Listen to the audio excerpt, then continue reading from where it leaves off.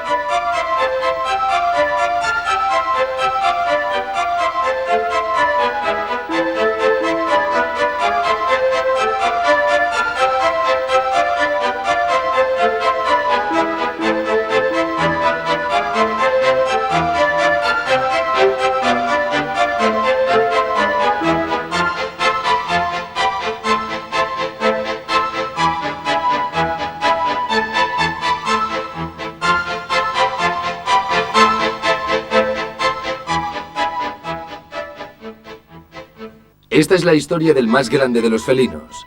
Me llamo Lindsay Porter y esto es Experiencia con el Jaguar Tipo E. Vamos a retroceder en el tiempo hasta una de las más grandes leyendas de la historia del motor. Examinaremos el desarrollo del Tipo E a lo largo de los años. Y veremos cómo se benefician los propietarios como miembros del club. Escucharemos los consejos de Castrol para un buen mantenimiento. Echaremos un vistazo a todo lo que supone la restauración del Tipo E. Y os mostraremos exactamente qué hay que buscar cuando se compra uno. Regresaremos a los primeros años del Tipo E, con mucho material de archivo recientemente descubierto, incluyendo lo mejor. Veamos qué lugar ocupa el Tipo E en el gran panteón de los Jaguar.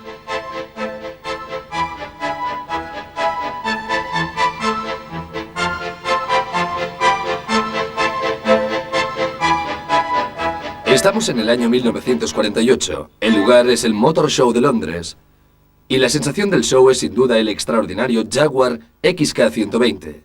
En el año 1961, el punto de reunión es el Motor Show de Génova. Una vez más, un sorprendente Jaguar nuevo, el Tipo E. Y ahora vamos hasta 1988, trasladándonos hasta el Motor Show de Birmingham. Otra nueva sensación, un nuevo Jaguar deportivo. De estos tres coches monumentalmente importantes, el que ha tenido el mayor y más duradero impacto es sin lugar a dudas el Jaguar Tipo E. Solo hay que imaginarse el mundo del motor británico en la época del lanzamiento de los coches, a principios de los alegres 60, vendo como el que más, tanto en términos de apariencia como en prestación.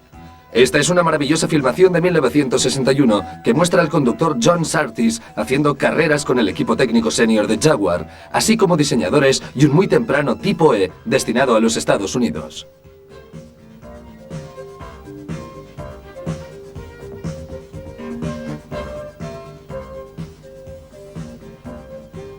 ¿Cómo se ha modernizado el Tipo E después de 30 años?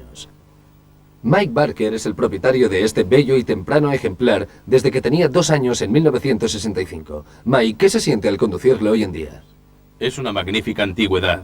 Lo compré por unas 1000 libras en 1965 y lo utilizaba para ir a trabajar, disfrutándolo muchísimo. Le hice unas cuantas modificaciones al principio, pero ahora pasa gran parte de su tiempo en el Museo Midland Motor y no se utiliza tan a menudo. ¿Cómo se comporta en carretera si lo comparamos a los coches modernos? Bueno, resulta muy divertido. Los coches modernos gozan de muchos lujos, pero me lo paso en grande. No debería decir que es un coche viril, pero yo lo considero así, al menos el 3.8. Teniendo en cuenta su edad, se comporta muy bien. Tiene un buen arranque y una buena aceleración. Le he puesto amortiguadores Koni por todas partes, que ayudan a estabilizarlo un poco, y creo que el 3.8 acelera bastante bien. ¿Y qué hay del sistema de frenos? Fue muy notorio en su día, ¿verdad? Me encontré con eso muy pronto.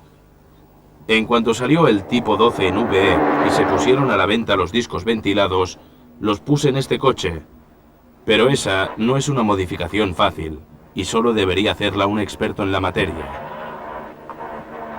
El coche acelera bien de 0 a 60 millas en unos 6 segundos, pero la vieja caja de cambios tiene que trabajar laboriosamente cuando pones la última velocidad. Creo que es una de las cajas más ruidosas del mercado.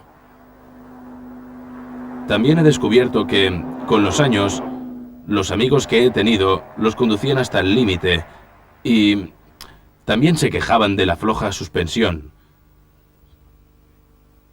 Pero ahora yo considero que un buen juego de amortiguadores Koni supone una gran diferencia en el manejo.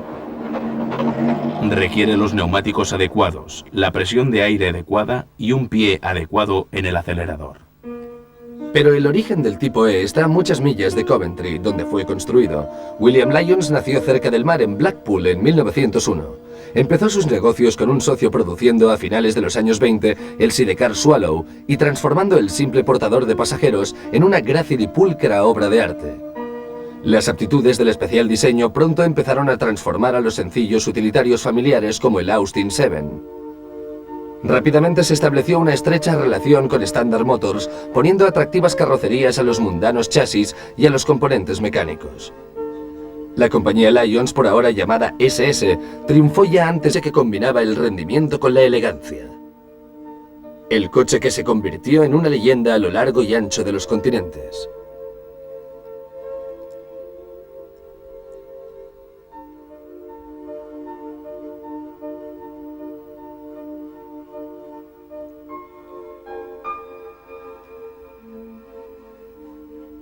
Con los años, el XK120 se convirtió en el XK140 y en el 150, llegando al XK150S con motor de triple carburador, igual al que se utilizó en el primero de los tipos E.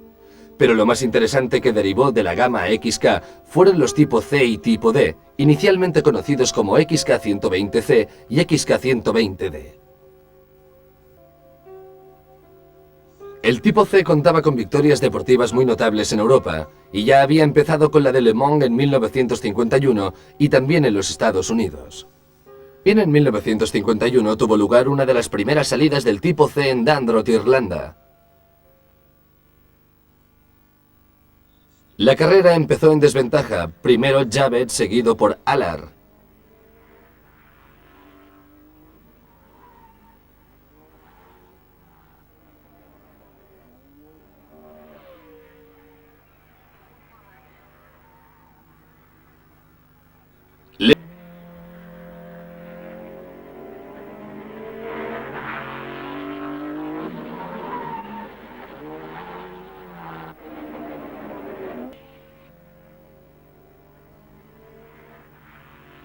Moss ganó el primer puesto sin dificultades y los tipos C acabaron primero y segundo, para deleite de William Lyons y el joven Starling Moss.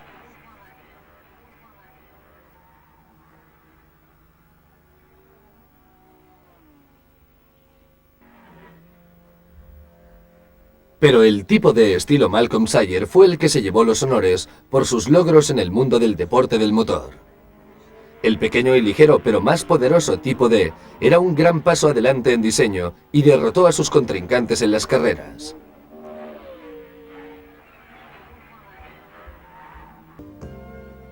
El tamaño del motor fue aumentado hasta 4,2 litros y aunque no se cambió la velocidad máxima, se mejoró el reprise de las velocidades. Se le adaptó un cambio de velocidades totalmente sincronizado. Mientras que en el interior del coche el cuadro de mandos de aluminio fue sustituido por uno de piel negra. También se cambiaron los asientos. En 1966 aparecieron los 2+2, con una carrocería más alargada y alta. Continuaba teniendo el portón trasero que tenían todos los coches cerrados. Las tiras de goma portaequipajes eran todavía un distintivo.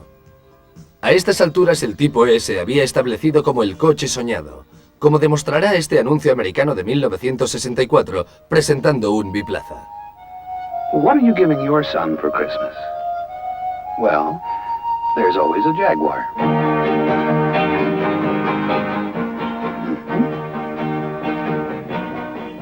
Disc brakes. Twin overhead camshafts. Wire wheels. A really distinguished gift. Así se anunciaba un Tipo E en 1964, pero ¿qué hay que hacer para comprar uno hoy? Dave Pollard es aconsejado por un especialista del Tipo E en Salem, cerca de Coventry. Es importante recordar que el coche que se va a comprar tiene 20 años o más. Un coche puede tener buen aspecto, pero resultar problemático. Debido a que Country Classic Cars en Salem tiene todas las facilidades para la restauración, normalmente empiezan con un coche un poco abandonado, aunque no habrá mucha gente dispuesta a llevárselo. Para ver los problemas más típicos de la carrocería, empezaremos por la parte frontal, donde lo primero que hay que hacer es comprobar que en las aletas no haya zonas oxidadas o tapadas con masilla. El frontal del capó no suele corromperse mucho, aunque el morro es propenso a ser dañado por piedras o pequeños golpes, y es habitual encontrar masilla en algunas zonas. Con el capó abierto hay que comprobar las bisagras y el área de los faros. La superestructura del motor es un miembro vital, por tanto hay que buscar signos de oxidación, y si se ha manipulado se pueden encontrar signos de soldaduras. Pero antes, un consejo de seguridad de Dave Pollard. Para muchas de las comprobaciones de la carrocería necesitaréis poneros bajo el coche. Obviamente, Country Classic Cars cuenta con un elevador, pero la mayoría de nosotros no. Hay que tener en cuenta que es esencial no ponerse bajo un coche con el único soporte de un gato. Debería estar sostenido por unas rampas o un caballete, y en este caso, las ruedas que permanecieran en el suelo deberían acuñarse. También podría soportarse por un sostén fuerte en el eje. Se debería llevar algún tipo de protección ocular. Es fácil que se haya acumulado suciedad u oxidación bajo un viejo Tipo E, y es muy importante cubrirse los ojos. También hay que protegerse las manos. Es fácil que haya alguna pieza oxidada que pueda resultar cortante. Una vez bajo el coche hay que revisar cuidadosamente toda la subestructura y especialmente el punto donde se encuentra el mamparo. Otro punto que hay que comprobar es la caja ahuecada a lo largo de la subestructura. Este es el único punto de apoyo para el gato. Es importante asegurarse de su firmeza. Las largas taloneras huecas a lo largo de los bajos del coche son propensas a oxidarse y probablemente ha habido que cambiarlas al menos una vez en la vida del coche. Pero mientras se haya hecho correctamente, no es motivo de preocupación. Hay que comprobar el interior, los suelos, sacando las alfombras del coche y echando un vistazo en el área donde la talonera se une al suelo. Hay que asegurarse de que está en buenas condiciones, o al menos comprobar que no haya desperfectos. Si el suelo se hubiera mojado, podría haber agujeros. Hay que revisar bien el suelo. Posiblemente las áreas más importantes son las secciones de los soportes traseros, donde los brazos de la suspensión trasera tienen sus puntos de apoyo. Como las frontales, las alas traseras tienen tendencia a oxidarse y es necesario comprobar que no haya zonas oxidadas. La rueda de recambio, que aún está en la parte trasera, es muy propensa a retener agua, por lo que también se oxida. El depósito de gasolina esconde una parte de los bajos y hay que comprobar su estado por debajo del coche. El interior de cualquier Tipo E también es de gran importancia. Volver a reparar los acabados en piel, por ejemplo, es un trabajo para profesionales o puede ser un trabajo de bricolaje utilizando los kits de reparación existentes en el mercado. En lo que a mecánica se refiere, tanto los motores de 6 como los de 12 cilindros tienen la bien merecida reputación de ser fiables, aunque naturalmente su reparación es cara y compleja. Hay unos pocos fallos en toda la gama, como los primeros 6s que se sobrecalentaban, y el motor del 3.8 que tenía bastante apetito de aceite. Hay que prestar atención a los golpes o ruidos porque son coches que funcionan de manera suave y relativamente silenciosa. Hay que escuchar atentamente cualquier golpeteo de las correas de distribución. Las otras correas son fáciles de cambiar, pero las de distribución requieren mucho trabajo. Un traqueteo en las válvulas supone que hay que hacerles un reglaje. Si el tubo de escape resopla humo cuando se acelera, es señal de que hay un desgaste del motor. Pero no hay que preocuparse, los motores Jaguar están tan bien construidos que se pueden correr 100.000 millas o más entre cada reconstrucción. El cambio de velocidades suele ser muy fiable, aunque los primeros cambios sin sincronización en la primera velocidad son escasos. Hay que tenerlo en cuenta al negociar el precio y saber que reemplazarlo significa sacar el motor primero. Vale la pena echar un vistazo a los discos, comprobar que no haya un desgaste excesivo, cosa que indicaría que los bombines del freno no funcionan correctamente. Las pastillas de freno se cambian sencillamente, pero las zapatas de la parte trasera son muy difíciles de cambiar. El freno de mano tiene tendencia a agarrotarse si se deja puesto durante largo tiempo. La conducción del tipo E es lo que realmente se disfruta y comentaremos lo que hay que saber sobre los frenos, la suspensión y el volante. Los primeros modelos de freno necesitaban un buen empujón en el pedal, pero los modelos que le siguieron mejoraron considerablemente en este aspecto. La mecánica de los tipo E es verdaderamente sencilla, pero si no se está seguro de que el coche que se va a comprar es fiable, será mejor consultar a un especialista antes de invertir nuestros ahorros. A finales de 1967, Opuesta.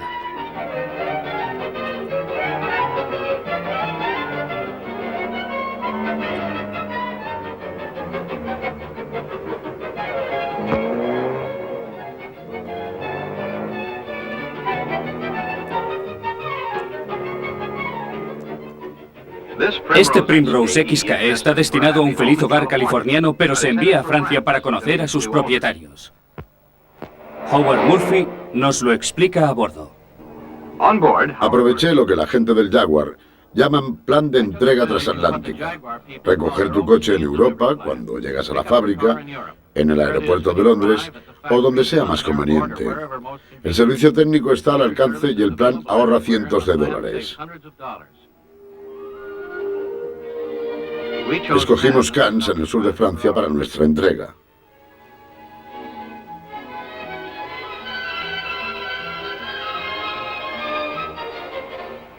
El capitán del Quest vio por primera vez su Jaguar estando a miles de millas de distancia del lugar donde hizo su primer encargo a un vendedor de Beverly Hills, pero todo estaba previsto.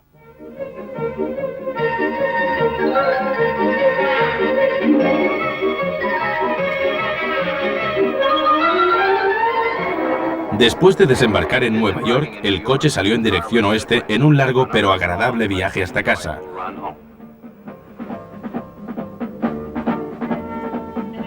La parte oeste de Estados Unidos, con su carretera que va de horizonte a horizonte, ofrecía un entorno muy distinto al de los países por los que había viajado recientemente.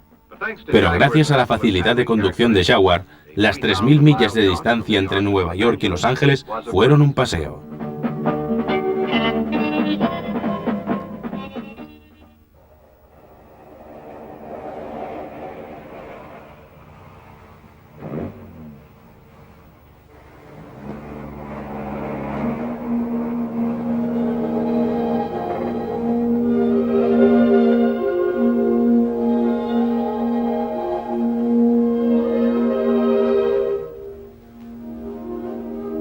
Los Murphy lo pasaron muy bien durante el viaje de 3 meses, pero no es necesario recorrer 7.000 millas para comprar un Jaguar nuevo. Se ha intentado copiar este gran felino, pero sigue siendo inimitable. De vuelta a Inglaterra, el propietario está un poco más mimado en cuanto a clubs para escoger. Existen 3. El Jaguar Drivers Club es el más antiguo. Fue fundado en 1956. Tiene unos 12.000 miembros y revista propia, el Jaguar Driver. Hasta 1984 era la única opción, pero entonces se fundó un club alternativo, el Jaguar Enthusiastas Club.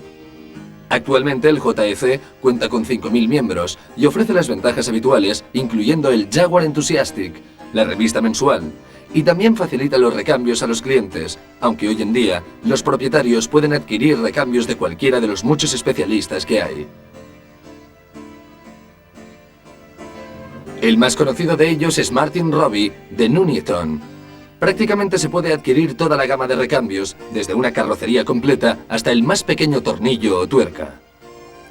Los 3 clubs ofrecen la gama completa de modelos de Jaguar, pero el JDC tiene un registro del tipo E. El tercero y más recientemente formado club de propietarios de Jaguar es el Jaguar Car Club, fundado en 1987.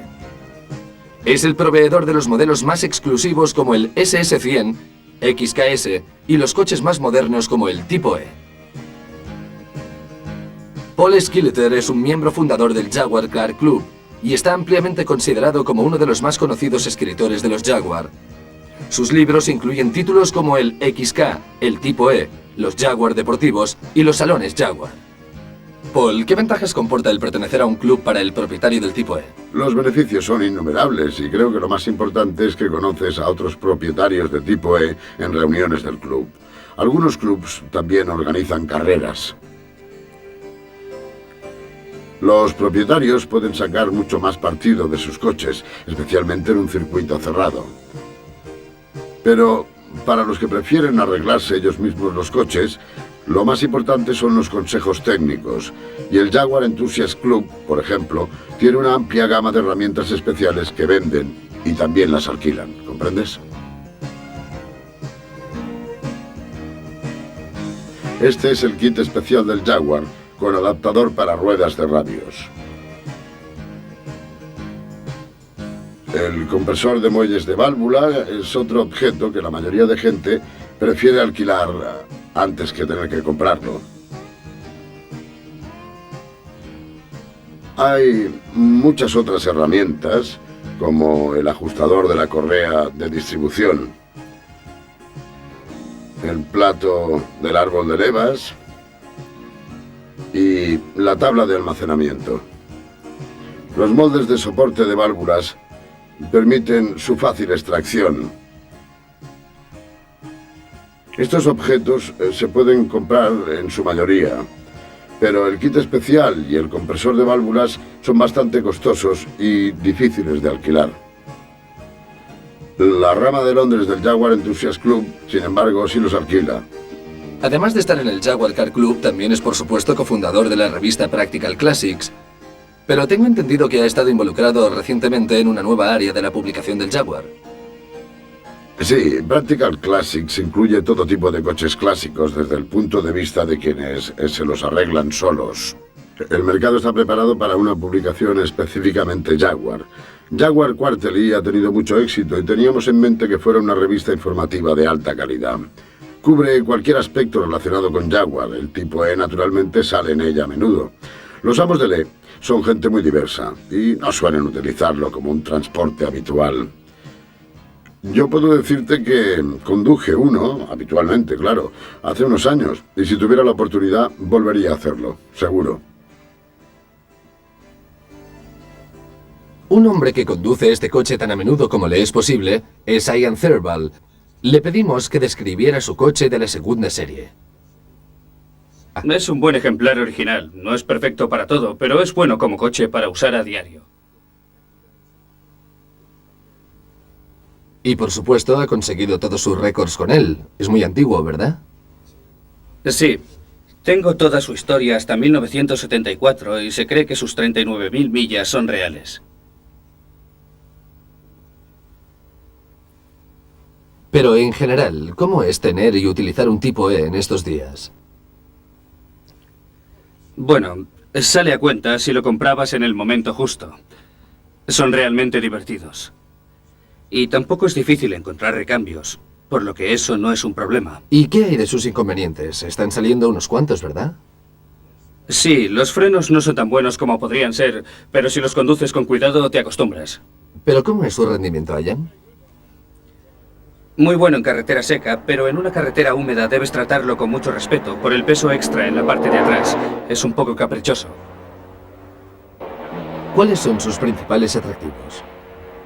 Bueno, para mí su aspecto. Me gusta sentarme en una pieza de museo. Parece que se mueve deprisa aunque esté quieto.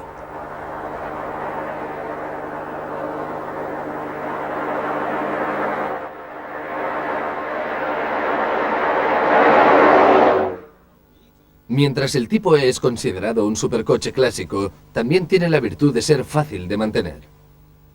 Con la ayuda de nuestro manual de instrucciones y las recomendaciones de Castrol, la revisión puede hacerla cualquier aficionado, pero el repaso general de los frenos debería llevarlo a cabo un experto. Castrol, el patrocinador de este vídeo, produce la gama completa de lubricantes. La información, juntamente con las explicaciones, pueden obtenerse directamente de Castrol en la dirección que podrán ver al final del vídeo. Dave Pollard volvió a visitar Country Classic Cars para volver a informarse sobre cómo revisar y mantener un tipo E. Como director manager, Trevor Wood nos explicó la sencilla y cualitativa construcción de cualquier Jaguar y el buen acceso al motor del tipo E, que lo convierten en un coche simple y fácil de mantener. La rutina semanal de comprobar el nivel de los líquidos es sencilla. La varilla para comprobar el nivel de aceite es fácil de encontrar y se puede poner aceite con Castrol GTX hasta el nivel que indica la varilla.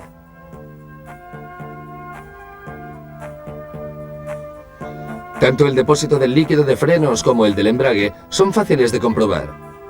Hay que ir con cuidado para no derramar ninguno de estos líquidos sobre la pintura del coche. La batería se encuentra en el lateral del coche. Cuando se rellena, se puede limpiar regularmente por debajo, asegurándose de que no haya corrosión.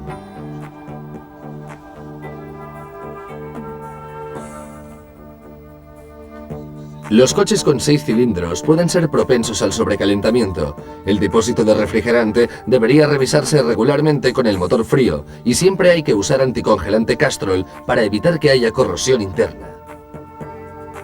De paso, se puede comprobar la tensión de la correa del ventilador. Lo ideal sería que tuviera 1/4 de pulgada de juego. El tipo E es uno de los coches con las bujías más fáciles de reemplazar y comprobar. El acceso es bueno para las 6.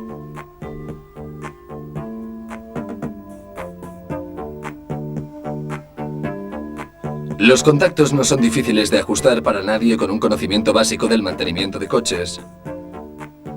Aquellos con tipos E12V deberían tomar nota de que sus coches tienen en su lugar encendido electrónico.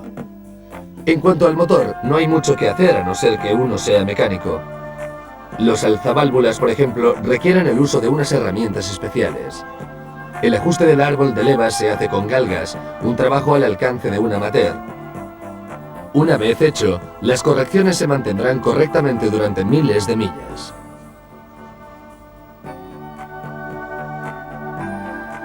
El carburador es delicado en cualquier coche, pero es absolutamente crucial en el tipo E si se quiere conseguir el máximo rendimiento del coche. Su regulación puede llevarla a cabo cualquier aficionado con buenas herramientas y mucho cuidado. Los bombines de freno tampoco son de difícil manejo, pero recordamos una vez más que no es recomendable reparar los frenos si no se es plenamente competente. De todas formas, la parte trasera es mucho más complicada por el difícil acceso en su ubicación, pero una vez fuera, el arreglo es simple.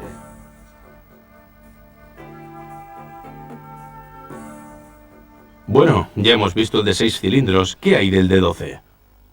Los coches de 5.3 litros son como meterse en un berenjenal. Como podéis ver, los 12 en V son animales mucho más complejos, siendo incluso más difícil sacar las bujías. El acceso a la mayoría de sus partes queda restringido y la masa de cables puede resultar muy liante para quien no sea cuidadoso. No es aconsejable que se lo repare uno mismo, ¿verdad, Trevor? Bueno, no es imposible, pero tienes que saber lo que estás haciendo antes de tocar un 12 en V. De ver cómo mantener un Jaguar, vayamos a ver cómo le va al gran felino en un circuito. Aunque Jaguar se había retirado oficialmente en más ligeras, que fueron muy populares con conductores como Briggs Cunningham. Aunque no tuvo una entrada en Le Mans de tanto éxito como los tipos C y D de antes, el tipo E dejó una huella en los libros de récords conducidos por Roy Salvatori, Jackie Stewart y Graham Hill. Aquí vemos a Hill compitiendo contra Jack Sears en su Ferrari GTO en Mallory Park en 1961.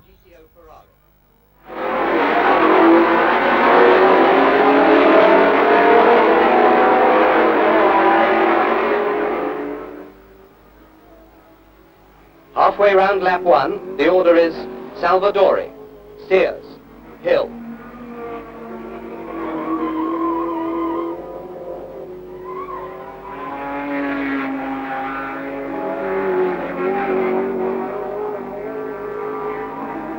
Round Devil's Elbow, the lead goes to Sears, with Hill and Salvadori in pursuit.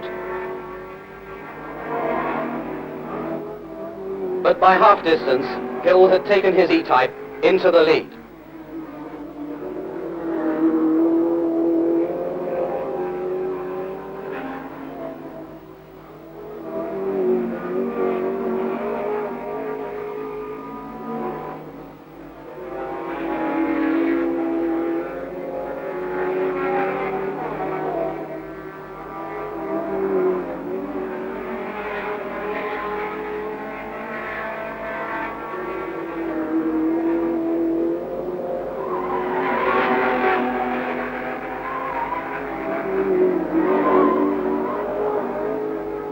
And so, the Grovewood Trophy goes to Graham Hill in the Jaguar.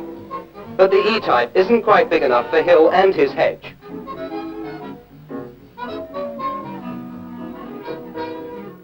Sea como fuere, las victorias de Jaguar serían cada vez más difíciles de conseguir en el Reino Unido a partir de ese momento. En América, Bob Tullias de Group 44 hizo poner a punto el motor de su vehículo para que aumentara una potencia. En años más recientes, Jaguar volvió a las carreras del mundo con un equipo oficial, ganando el campeonato de ETC en 1984 con el XJS.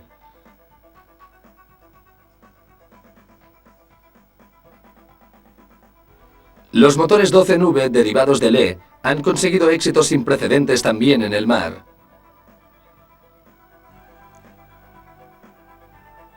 Los Jaguars bimotor han conseguido velocidades de hasta 100 millas por hora. Los motores Jaguar habían sido ganadores en muchos de los campeonatos costa afuera.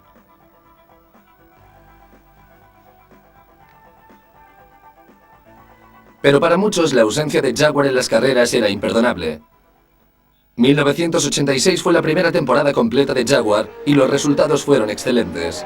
En 1988 SJR6 se había convertido en el XJR9 y el tipo E12NV llevaba la delantera, habiendo ganado la Copa Mundial en el 87. El presidente de Jaguar, John Egan, estaba seguro de que se tendría un éxito parecido en Estados Unidos. En primer lugar, podemos desarrollar los componentes para carreras y más tarde utilizar esos avances en coches de carretera. Gran parte de las innovaciones en el motor se han llevado a cabo de esta manera y creo que cada vez podemos aprovechar esa ventaja. Hacer carreras es una manera relativamente costosa, aunque efectiva, de mostrar el producto a los clientes potenciales. Y Jaguar demostró de lo que era capaz en 1988. Las primeras pruebas de Donington dieron fe de que el Jaguar tiene lo que se merece. Jaguar estaba justificablemente optimista con un motor derivado del tipo E12NV. Lo bueno de estos campeonatos deportivos y de IMSA es que podemos utilizar nuestro propio equipo en la carrera. No tenemos que poner un motor especial, sino que podemos correr con el nuestro. Pero el gran salto a la fama del Jaguar 12 válvulas se dio cuando triunfó en 1988 en Daytona.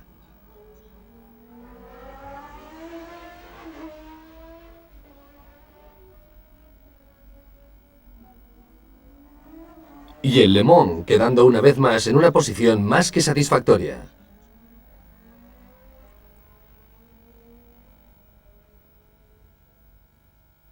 Pero hay que recordar que estar en la cumbre puede ser doloroso, como se puede ver en estas imágenes de archivo. No es algo para gente susceptible. Siéntense y agárrense fuerte. Esto puede ser un poco doloroso.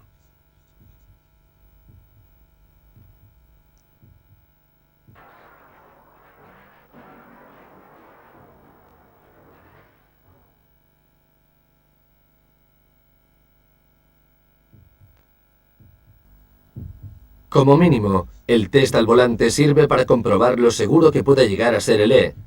Y en cuanto al Serie 1, ni siquiera se había construido con una columna de dirección articulada.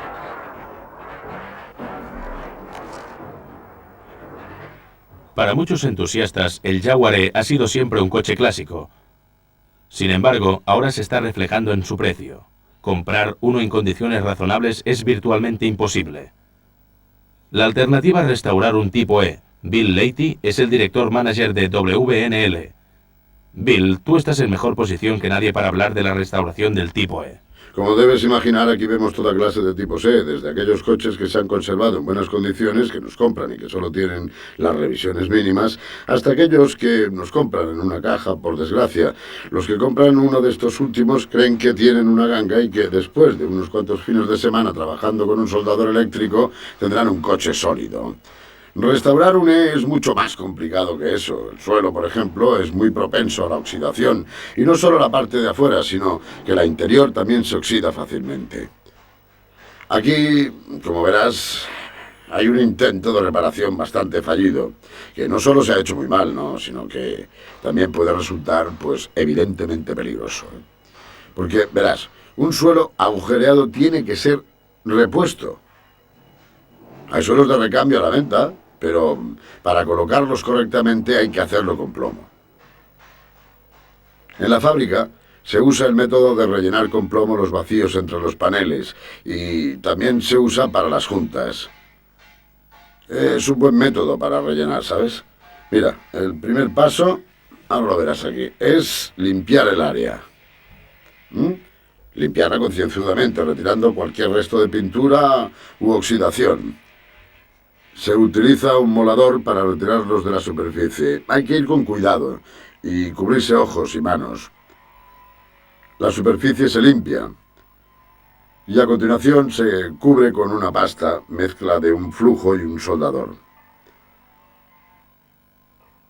El conseguir el calor exacto que se necesita para deshacer la mezcla sin desperdiciarlo es cuestión de experiencia. Como podemos ver aquí, nuestro fabricante está utilizando una llama suave a lo largo de la superficie y no está calentando demasiado una sola área. El rellenado con plomo se utiliza también en los contornos de cada panel para asegurarse de que encajan con todos los demás componentes. Mira, aquí tenemos un ejemplo de asientos que necesitan volver a coserse. Y las alfombras también tienen que cambiarse. También podemos cambiar la capota, lo que supone un buen cambio y evita que haya goteras.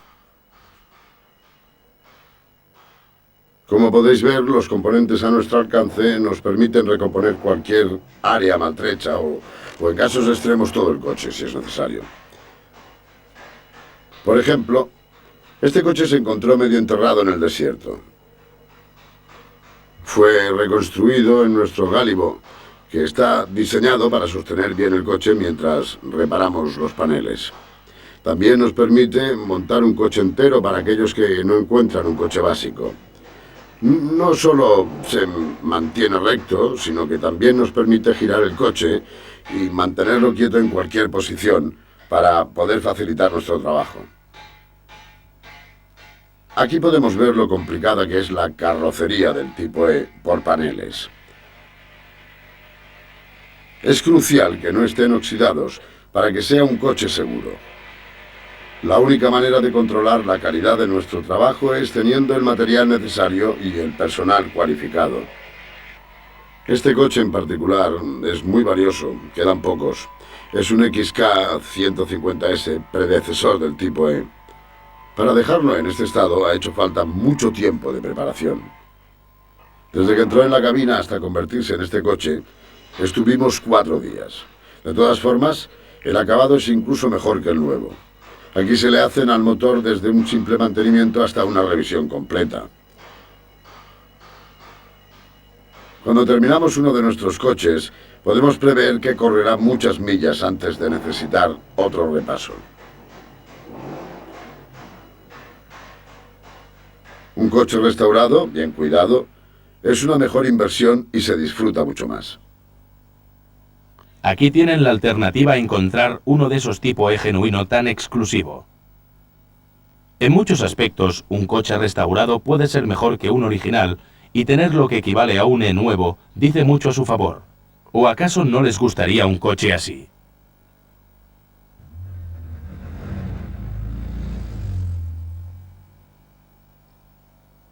Según cómo se mire, la idea es sencilla. Se juntan dos... La carrocería de la serie tercera tenía bellos añadidos, brillantes curvas y por primera vez una rejilla. En la parte trasera, ruedas más anchas y más brillos continuaban la obra.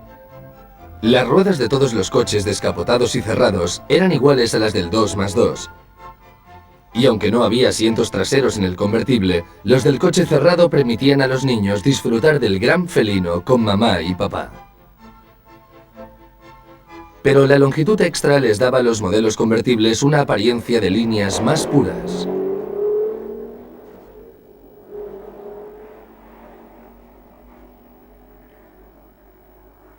Los coches de la serie tercera tenían un volante más pequeño y una mejor dirección, pero no estaba compensada para poder hacer derrapajes.